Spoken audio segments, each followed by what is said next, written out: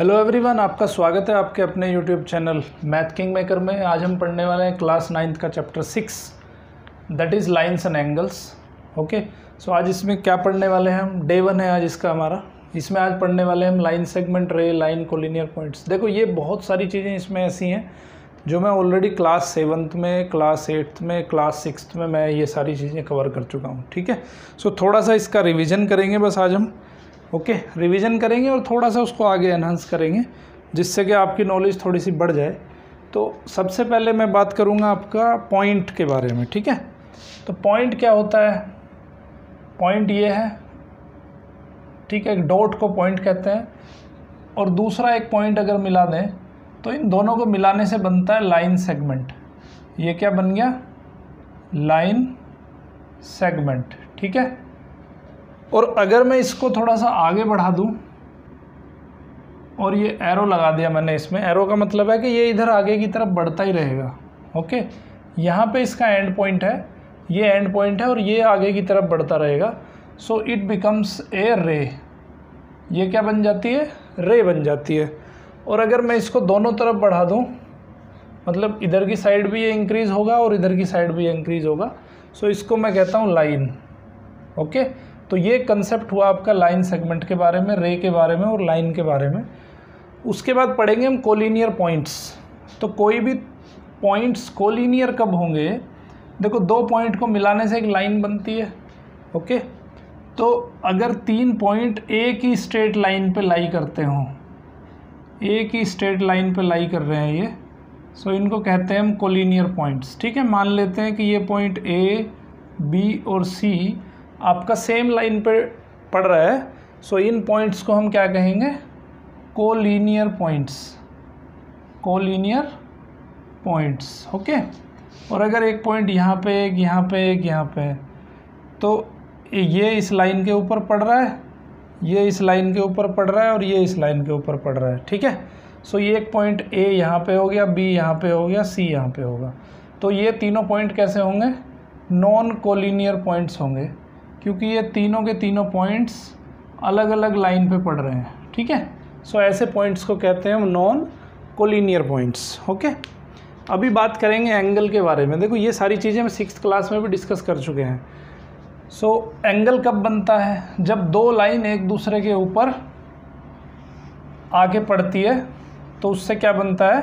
Angle बनता है। ठीक है, जब दो लाइन एक दूसरे के ऊपर झुकती हैं तब एंगल बनता है, या दो लाइन एक दूसरे से मिलती हैं तब एंगल बनता है।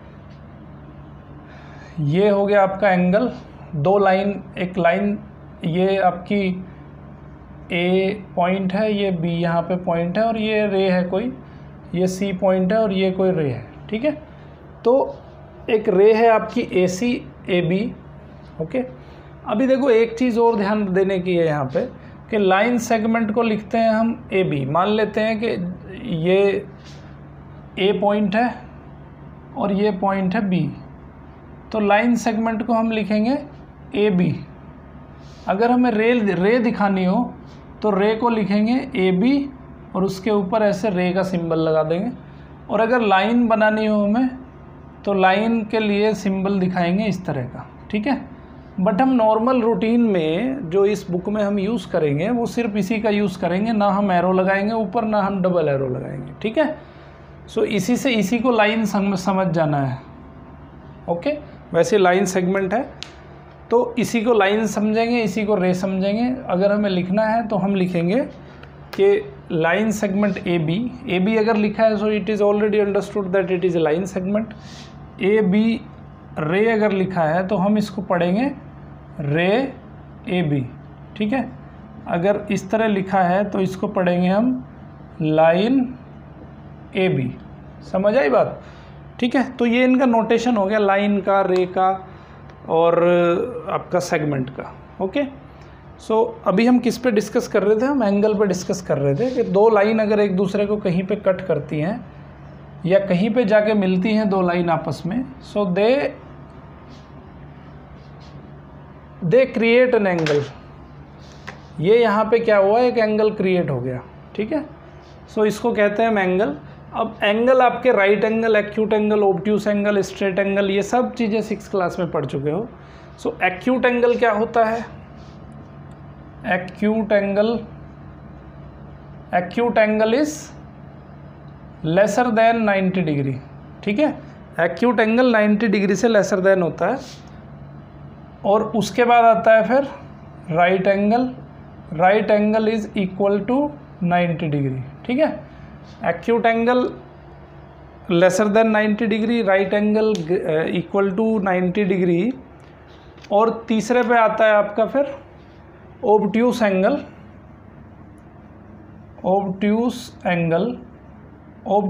क्या होता है? ग्रेटर देन 90 डिग्री होता है बट लेसर देन 180 डिग्री होता है।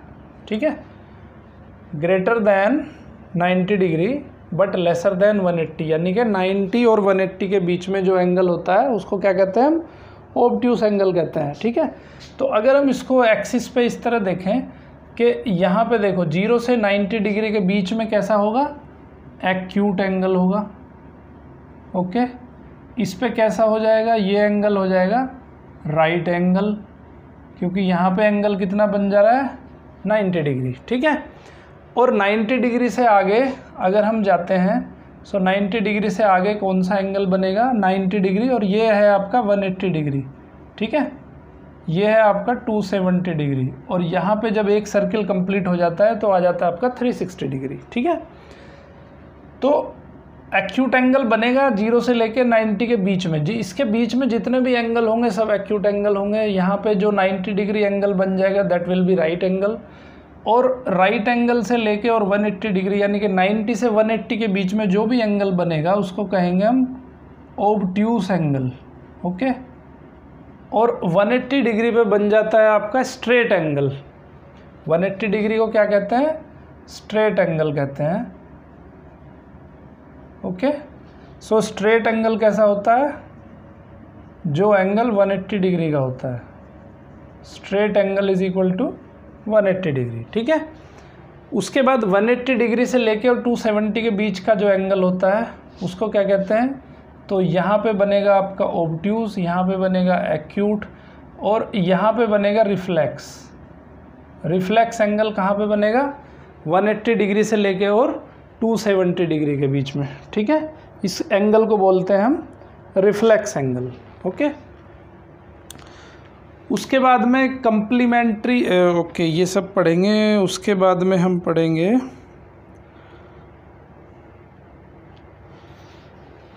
ये रिफ्लेक्स जो है ना आपका, रिफ्लेक्स ये यहाँ से लेके यहाँ तक बनेगा, 180 डिग्री से लेके और 360 डिग्री के बीच। ठीक है, तो यहाँ से लेके और यहाँ तक पूरा का पूरा रिफ्लेक्स एंगल होगा। ये भी रिफ्लेक्स होगा। 180 डिग्री से लेकर 360 डिग्री तक का जो एंगल होगा उसको कहते हैं हम रिफ्लेक्स एंगल। और 360 पे आके फिर ये कंप्लीट हो जाता है, इसको कहते हैं हम कंप्लीट एंगल। 360 वाले को क्या कहते हैं? कंप्लीट एंगल कहते हैं। ठीक है, सो ये चीज़ें याद रखनी है आपको। सो स्ट्रेट एंगल हो गया 180 डिग्री, और रिफ्लेक्स एंगल हो गया, reflex angle greater than 180 degree but lesser than 360 degree. ठीक है, उसके बाद आता है कंप्लीट एंगल। सो कंप्लीट मतलब एक टर्न पूरा का पूरा। So complete angle is equal to 360 degree. तो ये चीज़ें आपको थोड़ी सी याद रखनी है कि एक्यूट क्या होता है, राइट एंगल क्या होता है, ओब्ट्यूस, ये सब चीज़ें आप पिछली क्लासेस में पढ़ चुके हो, लोअर क्लासेस में। ठीक है, उसके बाद पढ़ेंगे complementary angle and supplementary angle. Complementary angle क्या होते हैं? देखो, ऐसे दो एंगल जिनका एडिशन करने पे 90 डिग्री हो जाता हो, ऐसे दो एंगल को कहते हैं हम कम्प्लीमेंट्री एंगल्स। ठीक है, सो किसी भी दो एंगल को अगर ऐड करें और दोनों का एडिशन 90 डिग्री हो जाए तो ऐसे दो एंगल्स को कहते हैं एक दूसरे का कम्प्लीमेंट्री एंगल। क्लियर है? जैसे फॉर एग्जांपल एक एंगल ये लिया मैंने कोई और एक एंगल ये लिया कोई। ठीक है, ये एंगल और इस एंगल का एडिशन मान लेते हैं 30 डिग्री है और ये 60 डिग्री है, तो दोनों का एडिशन कितना हो रहा है? 90 डिग्री हो रहा है। सो ये दोनों के दोनों एंगल क्या होंगे? एक दूसरे के कम्प्लीमेंट्री एंगल हो जाएंगे। ओके, पढ़ चुके हो सब आप 6th क्लास में। कम्प्लीमेंट्री एंगल हो गया, उसके बाद सप्लीमेंट्री एंगल। सप्लीमेंट्री एंगल का मतलब क्या होता है, जिन दो एंगल का एडिशन 180 डिग्री होता हो। ये एक एंगल है, ये एक एंगल है, ये एक एंगल है, दोनों का एडिशन कितना है 180 डिग्री है। मान लेते हैं 60 डिग्री है और ये 120 डिग्री है, दोनों को ऐड किया तो ऐड करने पे कितना आया 180 डिग्री। सो ऐसे एंगल्स को कहते हैं हम सप्लीमेंट्री एंगल्स। ठीक है, सप्लीमेंट्री एंगल्स भी कह दो या लीनियर पेयर भी कह सकते हैं इसको, लीनियर पेयर भी है। ठीक है, दो एंगल का अगर एक ही लाइन पे दो एंगल बन रहे हो सो उसको कहते हैं हम लीनियर पेयर। ठीक है, तो ये लीनियर पेयर हो गया। देखो यहाँ पे हम क्या कर सकते हैं, देखो ये एक एंगल हो गया 60 डिग्री, ठीक है, और यहाँ पे कोई दूसरा एंगल आप बनाओ इस तरह से, तो ये एंगल हो गया 120 डिग्री। तो आपसे पूछा जाता है कि भाई क्या ये एक दूसरे के सप्लीमेंट्री हैं? सप्लीमेंट्री हैं, दोनों को ऐड करके देख लो। 60 + 120 कितना आ गया 180 डिग्री आ गया। दैट मीन्स क्या हुआ कि दोनों एक दूसरे के सप्लीमेंट्री हो गए। ठीक है, लीनियर पेयर के लिए क्या होना चाहिए, लीनियर पेयर पे एक ही लाइन पे दोनों एंगल बनने चाहिए। सो ऐसे पेयर को क्या कहते हैं हम, लीनियर पेयर कहते हैं। ओके, उसके बाद पढ़ेंगे हम एडजेसेंट। एडजेसेंट एंगल का मतलब क्या होता है, एडजेसेंट एंगल का मतलब होता है बिल्कुल पास वाला उसका। ठीक है, यहाँ पे देखो ये जो लाइन है, ये लाइन दोनों एंगल में कॉमन है। ओके भाई, ये जो एंगल बन रहा है ये भी इसी के थ्रू बन रहा है, ये जो एंगल बन रहा है 60 डिग्री ये भी इसी के थ्रू बन रहा है। सो दोनों एंगल बिल्कुल एक दूसरे के आसपास हैं, एक दूसरे से मिले हुए हैं। सो ऐसे एंगल को कहते हैं हम एडजेसेंट एंगल्स। ठीक है, ऐसे एंगल को क्या कहते हैं, एडजेसेंट एंगल्स कहते हैं। यहाँ पे ये 60 और 120 भी एक दूसरे के एडजेसेंट एंगल्स हो गए। बच्चों अगर ये चीज़ें कुछ भी समझ में ना आ रही हो तो बहुत डिटेल में मैंने 6th क्लास के लेक्चर है एक लाइन्स एंड एंगल्स चैप्टर 5, वहाँ पे आप इसको डिस्कस, वहाँ पे आप इसको मेरे लेक्चर को जाके देख सकते हैं, बहुत क्लियर आपके कंसेप्ट हो जाएंगे। ठीक है, उसके बाद पढ़ेंगे हम वर्टिकल अपोजिट। वर्टिकल अपोजिट क्या होता है कि जब दो लाइन एक दूसरे को कट करती हैं कहीं पे तो कुछ एंगल्स बनते हैं। ठीक है, वर्टिकली कुछ एंगल बनेंगे, वर्टिकली बनेंगे, अप डाउन बनेंगे, लेफ़्ट राइट बनेंगे। सो ऐसे एंगल्स को कहते हैं वर्टिकल अपोजिट एंगल। देखो ये दो लाइन एक दूसरे को कट कर रही हैं, सो एक एंगल ये बना और एक एंगल ये बना। सो ये एंगल 1 है और ये एंगल 2 है, तो 1 और 2 एक दूसरे के वर्टिकली अपोजिट होंगे। इसी तरह जो लेफ़्ट राइट में बनेगा ये भी एक दूसरे के वर्टिकल अपोजिट होंगे। ठीक है, सो ऐसे एंगल्स को कहते हैं वर्टिकल अपोजिट एंगल्स। ठीक है, एंगल लिखने का तरीका तो सबको मालूम ही होगा कि अगर ये हमें एंगल लिखना है, ये ए है, ये बी है, ये सी है, तो अगर ये एंगल लिखना है तो जो एंगल लिखना होता है उस पॉइंट को बीच में रखते हैं, एंगल का सिंबल ये होता है। तो अगर हमें ये वाला एंगल दिखाना है तो हम लिखेंगे एंगल ABC। ये बी पॉइंट पे एंगल बन रहा है तो बी पॉइंट को रखेंगे बीच में। ठीक है, एंगल लिखने का तरीका ये है हमारा। ओके, उसके बाद है intersecting and non intersecting line. Intersecting and non intersecting line बहुत सिंपल है, दो लाइन अगर एक दूसरे को कट कर रही हैं सो ऐसी लाइन को कहते हैं इंटरसेक्टिंग लाइन। दो लाइन एक दूसरे को कट नहीं कर रही हैं तो उसको कहते हैं हम नॉन इंटरसेक्टिंग लाइंस। ठीक है, कुछ आप डे टू डे लाइफ में एग्जांपल भी देख सकते हो। आपके घर में सभी के टेबल होगी, टेबल की जो एक एंड ये है, एक लाइन ये है, एक एज ये है, एक एज ये है, क्या है दोनों एक दूसरे को कहीं पे कट करती हैं, दोनों एक दूसरे के पैरेलल होती हैं। पैरेलल का मतलब क्या है कि ये एक दूसरे को कहीं पे भी मिलने वाली नहीं है। ठीक है, सो ऐसी लाइंस को कहते हैं हम non intersecting lines. Non intersecting lines. Okay, और ये जो लाइन है एक दूसरे को कट कर रही हैं तो ऐसे लाइन को कहते हैं हम इंटरसेक्टिंग लाइंस। Intersecting lines. ठीक है, ये देखो नॉन इंटरसेक्टिंग लाइंस भी हैं और ये दोनों पैरेलल लाइंस भी हैं। पैरेलल लाइंस वो लाइंस होती हैं जो आगे बढ़ा दो उनको आप पीछे बढ़ा दो, एक दूसरे को कहीं पे भी कट ना कर रही हो। सो ऐसी लाइन को हम कहते हैं पैरेलल लाइंस। ठीक है, अभी आपके चैप्टर में आते हैं। कुछ चैप्टर में आपके एग्जाम्स हैं, एग्जाम्स मतलब कुछ एजम्पशंस हैं। सो उनको थोड़ा देखेंगे हम कि क्या वो एजम्पशंस हैं। ठीक है, तो यहाँ तक तो आपका ये थोड़ा रिवीजन हुआ है जो क्लास 6, 7, 8 में आप पढ़ के आए हो। अभी हम बात करेंगे कुछ एक्सियम्स की। एक्सियम क्या कहती है आपकी,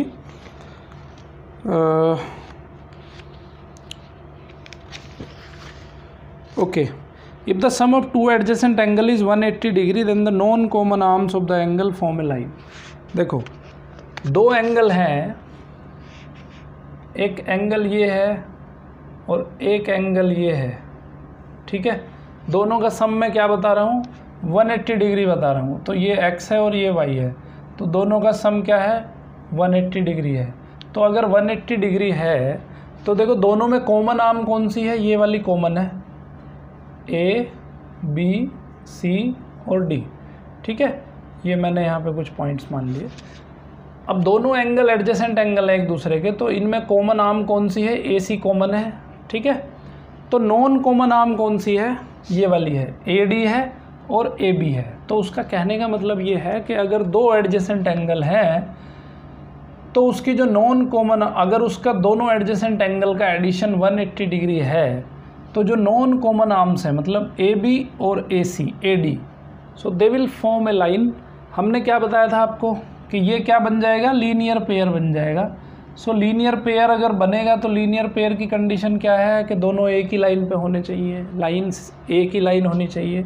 सो ये चीज़ें यहाँ पे प्रूव हो जाती हैं, ठीक है। सो ये this is your axiom number 6.2।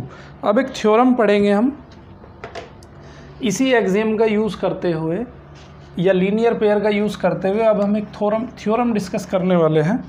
Theorem क्या कहती है कि वर्टिकल अपोजिट एंगल जो होते हैं वो इक्वल होते हैं। If two line intersect each other then the vertical opposite.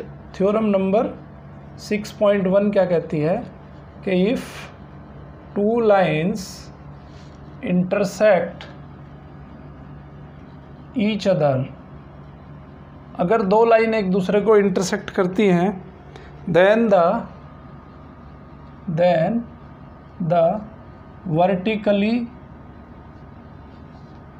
vertically opposite angles are equal। हमें यहाँ पे दिखाना है, अभी यहाँ पे प्रूफ पढ़ेंगे। देखो लोअर क्लासेस में आपने क्या 8th क्लास में पढ़ा है कि भाई वर्टिकल अपोजिट एंगल्स इक्वल होते हैं, बट वहाँ पे प्रूफ नहीं था। तो यहाँ पे हम प्रूफ भी करने वाले हैं, ठीक है। सो लेट अस से एक वर्टिकल अपोजिट लाइन, हमने दो लाइन ले ली हमने वर्टिकल अपोजिट। सो इसको मान लेते हैं हम, ये पॉइंट A मान लेते हैं, ये सपोज दैट D पे कट करते हैं, O पे कट करते हैं, ये D मान लेते हैं, इसको B मान लेते हैं और इसको C मान लेते हैं, ठीक है। तो there are two lines that is AB and CD and they cut each other at a point O पे एक दूसरे को ये कट करती है, ठीक है।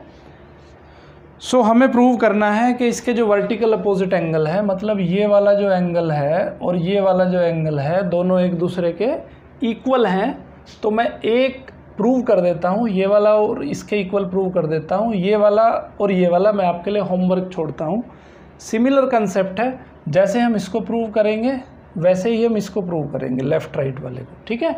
सो यहाँ पे देखो लीनियर पेयर वाला जो हमारे पास थ्योरम है, जो लीनियर पेयर हम जानते हैं उसको हम थोड़ा सा लेके चलेंगे कंसेप्ट को, ठीक है।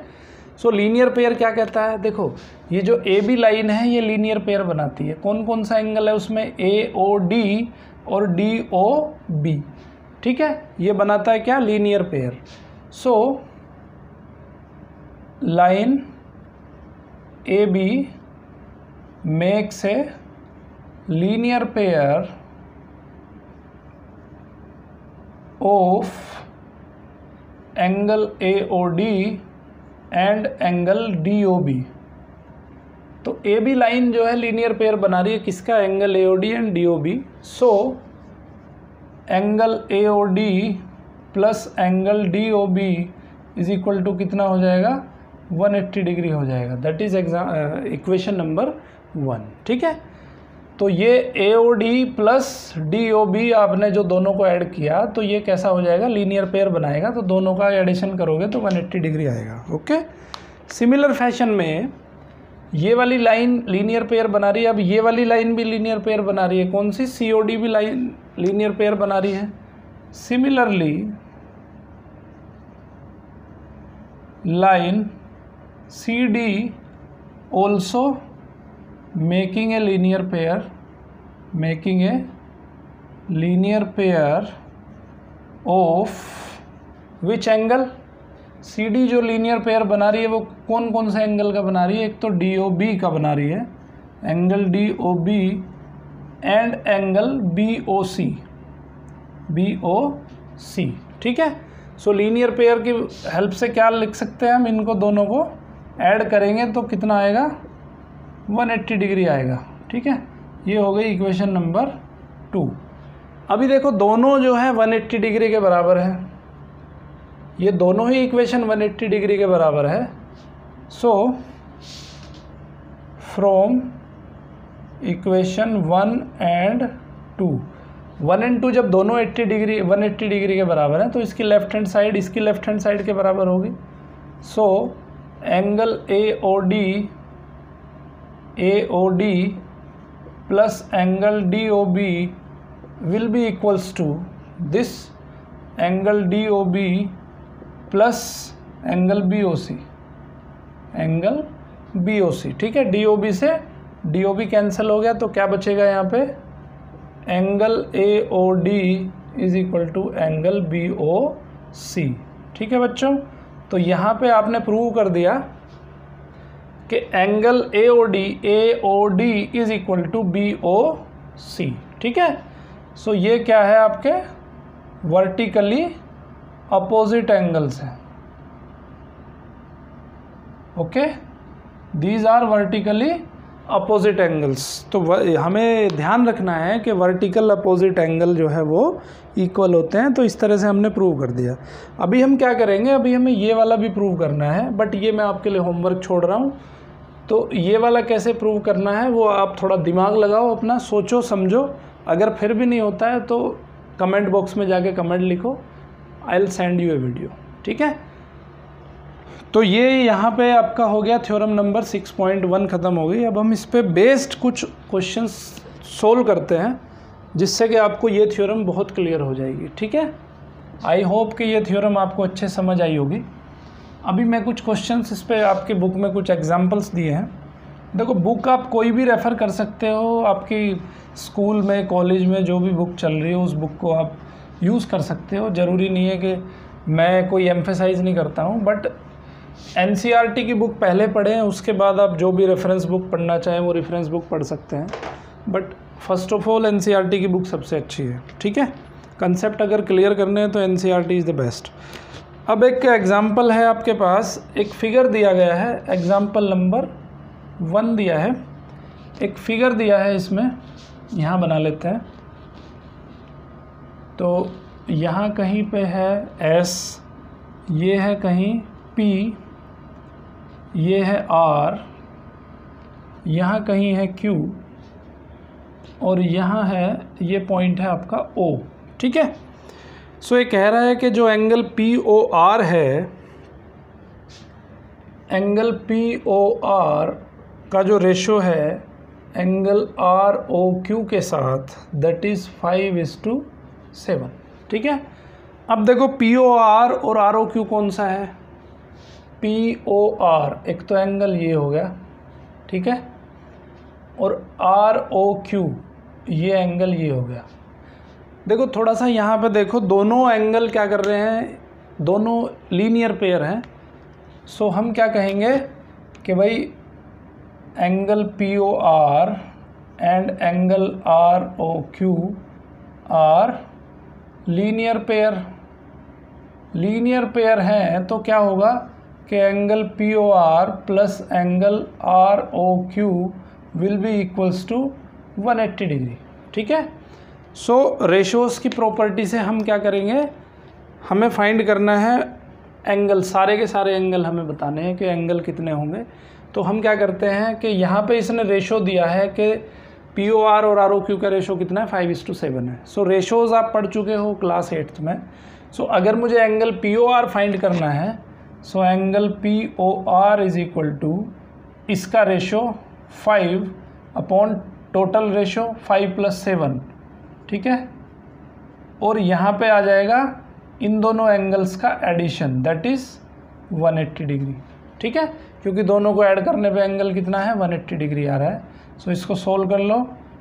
अगर ये चीज़ें किसी को समझ में ना आ रही हो तो मेरा 8th क्लास का लेक्चर है रेशोज़ के ऊपर, रेशोज़ में जाके आप ये चीज़ें ये कंसेप्ट आपको क्लियर हो जाएगा, ठीक है। सो 5/12 इंटू 180 डिग्री, 12 से जब हम 18 को कट करेंगे 12 1 ज़ा 12 एंड 12 5 ज़ा 16, 15 इंटू 5 आ गया 75 डिग्री। तो एंगल POR आ गया आपका 75 डिग्री। तो जब एंगल POR 75 डिग्री आ गया, दोनों का एडिशन कितना है 180 डिग्री है। सो एंगल ROQ कितना आ जाएगा, ROQ आ जाएगा 180 माइनस 75, कितना हो गया 105 डिग्री, ठीक है। सो एंगल POR कितना हो गया, POR ये वाला जो एंगल है POR एंगल है आपका 75 डिग्री, ये एंगल आ गया 75 डिग्री, और ये वाला जो एंगल आ गया ROQ ये आ गया आपका 105 डिग्री, ठीक है। अब हमने क्या पढ़ा था कि अपोजिट एंगल की प्रॉपर्टी से हमने क्या पढ़ा था कि अपोजिट एंगल्स इक्वल होते हैं। तो ये एंगल कितना, इसके अपोजिट ये एंगल हो जाएगा, तो ये हो जाएगा 105 डिग्री। इसके अपोजिट ये एंगल है, तो ये एंगल कितना हो जाएगा 75 डिग्री, ठीक है। सो लिखना पड़ेगा आपको कि बाय द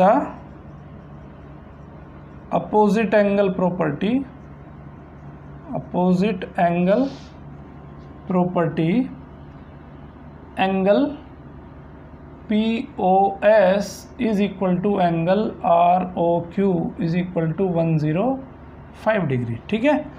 और again by the opposite angle property, angle SOQ is equal to angle POR that is equal to 75 degree, ठीक है। सो आपने चारों एंगल यहाँ पे फाइंड कर दिए। सो आपका क्वेश्चन यहाँ पे एंड हो जाता है, ठीक है। अभी पढ़ेंगे हम एग्जाम्पल नंबर 2। देखो ये क्या है, आपका कंसेप्ट यहाँ से क्लियर हो जाएंगे। अगर एग्जाम्पल आप अच्छे से समझ में आ गए आपको, तो सारे कंसेप्ट यहाँ पे क्लियर हो जाएंगे आपको। फिर एक्सरसाइज के क्वेश्चन बहुत ईजीली आप कर पाओगे, ठीक है। तो एग्जाम्पल पे कंसंट्रेशन करो, एक्सरसाइज आपको इजीली बहुत अच्छे समझ आ जाएगी। एक और फिगर दिया है यहाँ पे, फिगर बना लेते हैं। ये यहाँ पे P है, ये यहाँ पे Q है, ठीक है। ये लाइन है कोई PQ, एक यहाँ पे R है, एक S है, ठीक है। उसके बाद फिर एक T है, और यहाँ पे है O। तो ये कह रहा है कि जो SOP है इसको OR हाफ हाफ में डिवाइड करता है। दैट मीन्स ये जो एंगल बनेगा और ये जो एंगल बनेगा दोनों एक दूसरे के इक्वल है, ठीक है। और QOS जो एंगल है, QOS जो एंगल है वो T उसको बाइसेक्ट कर रहा है। मतलब ये जो एंगल है और ये जो एंगल है ये दोनों एक दूसरे के इक्वल है, ठीक है। सो हमें क्या बताना है, POS is equal to x, POS is equal to x है। सो गिवन क्या है इसमें, angle POS is equal to angle x, ठीक है। अब देखो POS को ये हाफ हाफ में, OR जो है हाफ हाफ में डिवाइड कर रहा है। तो अगर ये पूरा x है तो ये एंगल हो जाएगा x/2 और ये एंगल हो जाएगा x/2, ठीक है भाई। ये एंगल x/2, ये एंगल x/2, क्योंकि यहाँ तक जो एंगल है वो कितना है, यहाँ तक एंगल है x, दिया है उसने कि angle POS is equal to x, और OR इसको जो है बाइसेक्ट कर रहा है। तो बाइसेक्ट करेगा तो ये x/2 हो जाएगा, ये x/2 हो जाएगा, ओके। अब देखो जो एंगल POS है और SOQ है, ये दोनों लीनियर पेयर बना रहे हैं। So angle POS and angle SOQ make a linear pair. तो दोनों मिलके लीनियर पेयर बनाते हैं। सो क्या होगा कि angle POS plus angle SOQ will be equals to 180 degree. दोनों का सम करेंगे तो कितना आएगा, 180 डिग्री आएगा। सो POS कितना है, x है। So x plus angle SOQ is equal to 180 degree. तो यहाँ से SOQ क्या आ जाएगा, एंगल SOQ आ जाएगा आपका 180 डिग्री माइनस x। ठीक है,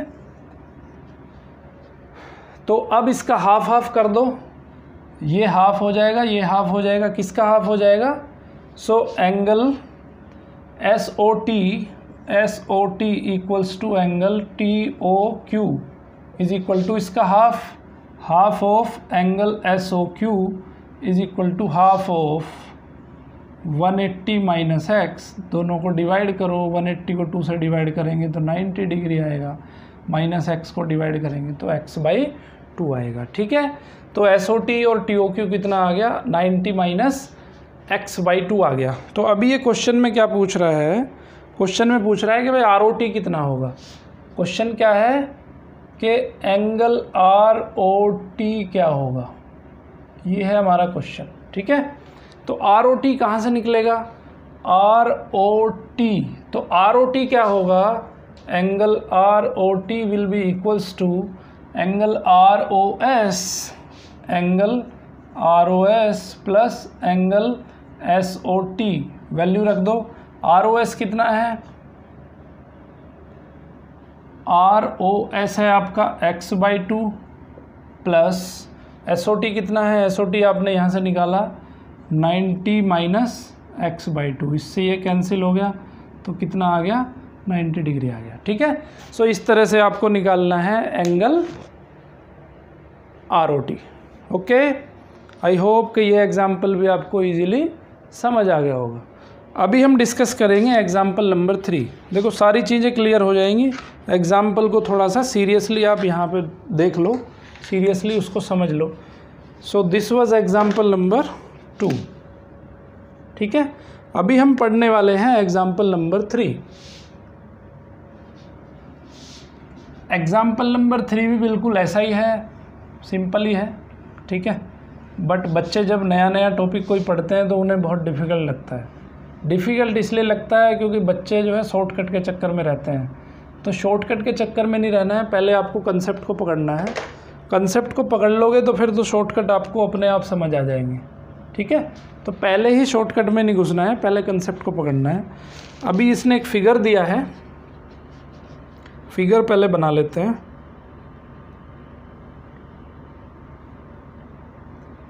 ये कोई लाइन है यहाँ पे Q, ये P है, ये यहाँ पे O है,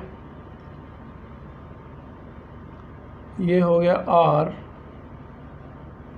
ये हो गया S।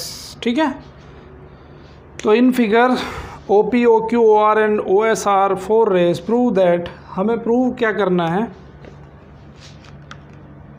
Prove that angle POQ plus angle QOR plus angle ROS plus angle SOP is equal to 360 degree.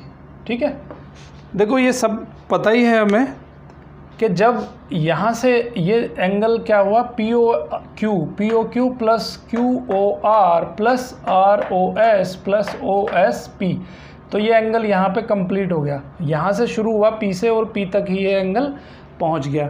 So P तक ये एंगल पहुँचा तो it's a complete angle, so complete angle will be 360। Okay, but ये concept है, ये theorem है कि भाई एंगल अगर जहाँ से चल रहा है वहीं पे अगर ख़त्म हो रहा है तो दैट विल बी ये 360। बट हम इसको प्रूव करेंगे। प्रूव किस से करेंगे हम, लीनियर पेयर या अपोजिट एंगल प्रॉपर्टी से इसको प्रूव करेंगे हम। ठीक है, सो हम यहाँ पे कुछ कंस्ट्रक्शन करेंगे। सो कंस्ट्रक्शन क्या करेंगे, एक लीनियर पेयर बनाने के लिए हम यहाँ पे एक लाइन ड्रॉ कर लेंगे। ठीक है, ये डॉटेड लाइन हमने यहाँ पे ड्रॉ कर ली और इस डॉटेड लाइन को हमने मान लिया यहाँ पे T। ओके, T हमने यहाँ पे एक पॉइंट ले लिया और O से मिला के T से जाती हुई हमने एक लाइन बना दी यहाँ पे। ओके, सो अब क्या होगा, यहाँ पे देखो लीनियर पेयर बन गए। लीनियर पेयर किसके बन गए, TOP का बन गया और OPQ का बन गया। ओके, सो लीनियर पेयर यहाँ पे बन गया, we extend the line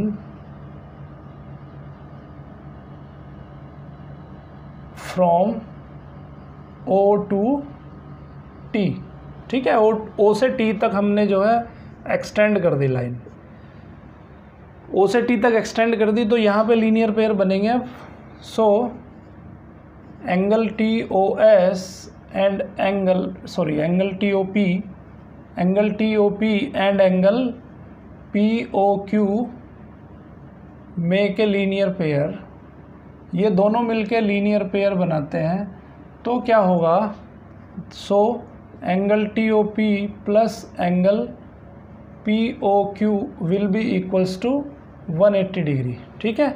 equation number 1 यहाँ पे हो गई। अब देखो ये वाले भी लीनियर पेयर बन रहे हैं, एक ये एंगल ले लें अगर हम और एक ये एंगल ले लें, सो ये भी लीनियर पेयर है, ठीक है। सो इसको क्या लिखेंगे, also angle T O S and angle S O Q make a linear pair, ये भी एक लीनियर पेयर बना रहे हैं, linear pair. So angle T O S plus angle O S O Q will be equals to 180 degree, ठीक है। Equation number 2 हो गई। सो अब क्या करेंगे हम, इसको दोनों को ऐड कर दो। सो एडिंग 1 and 2 को ऐड किया हमने, तो हमें क्या मिला, angle T O P plus angle P O Q plus angle T O S plus angle S O Q is equal to 180 degree plus 180 degree, ठीक है। 180 इसका आ गया, 180 इसका आ गया, तो ये कितना हो जाएगा, 360 हो जाएगा। सो इसको थोड़ा सोल्व कर लो। देखो T O P plus O T S T O S, ठीक है। इन दोनों को मिला के मैं क्या लिख सकता हूँ, पी ओ एस के बराबर लिख सकता हूँ। तो यहाँ पे angle T O P plus angle T O S, इन दोनों को हम ऐड करके लिख देंगे, plus angle P O Q okay, angle P O Q तो हमें चाहिए, तो हम इसको पी ओ क्यू को ऐसे एज इट इज रख लेते हैं, प्लस एस ओ क्यू।